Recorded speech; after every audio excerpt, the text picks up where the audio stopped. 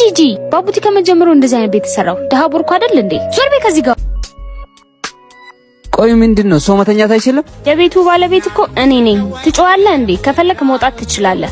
ምንድነው አልሽው? ጭራሽ ትቆጣለህ እንዴ? ውጣልኝ ከቤቴ። ዳራችን ብዬ ነው እንጂ ከጠላውሽ ቆየሁ። ኤው ወጣውልሽ። ናምታኛ እንዴት ነው የጠገብከው?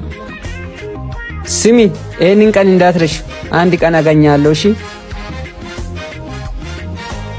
መቼም አታገኝም። እኔ እንደቻልኩ ማንንም አይችልም።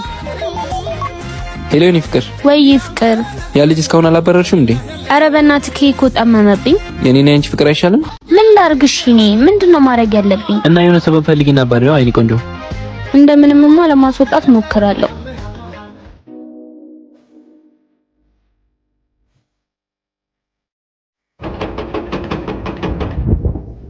በቃ እንገናኛለን። እሺ እግዚአብሔር ይስጥልን።